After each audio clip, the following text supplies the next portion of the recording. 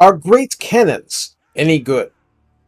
Great cannons are the polar opposite to the mortars. Longer ranged, more accurate, armor piercing, no splash damage, but they do penetrate units on an ideal hit.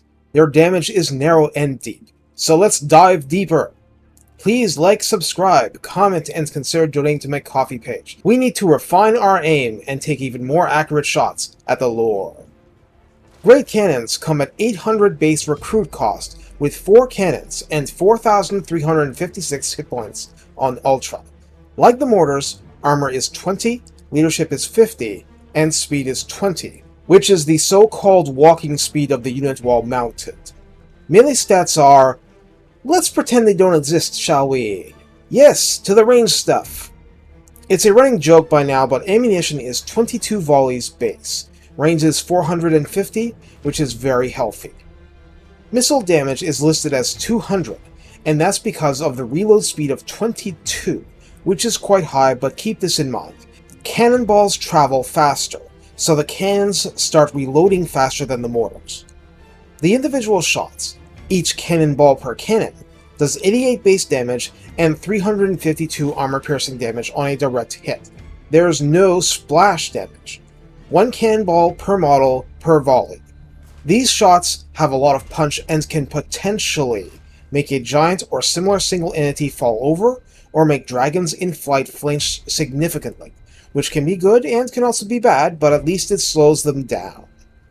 Total accuracy is listed as 35, which is higher than normal and mitigates the other issues to come, and also accuracy goes up with XP chevrons.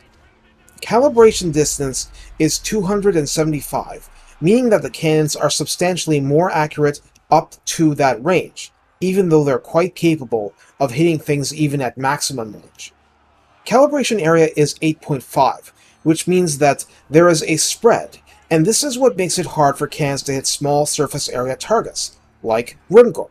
Yes, I said Grimgor. He's a heavily armored footlord who often comes unbreakable, so you want to shoot him. It's just hard. To briefly recap the buffs I went over in the Mortars video, Redline and Tech Tree boosts are simple and powerful, and a leveled, well-boosted Great Cannon is a terror. A mix of missile strength buffs and reload reduction helps a lot, and most battles will end long before you can get through your ammunition, though it's nice to be sure and have more of it. Most of the drama surrounding cannons is in their low firing arc. Like with the Chaos Dwarf war machines, you want to be a good general and scout out the terrain in person, quote-unquote. If you can see the field of fire from a particular elevation, your cannons can too. The only issue is if the vertical elevation allows them to fire or not. As in, placed on a high hill, you can fire off into the distance, but infantry creeping below you are in a blind spot, and you can no longer hit them. All that said, Great Cannons are not quote-unquote bad at hitting infantry blobs. You just prefer that they hit Chaos Warriors or Blood Knights than chaff targets. You want mortars and small arms fire to handle those, ideally. Great Cannons are for the big boys, lords and heroes on large mounts, any kind of dragon, any kind of giant, big war machines, slobbering demons, hell pit abominations. You name it, cannons kill it. It's just harder when dealing with anything rocking physical resistance.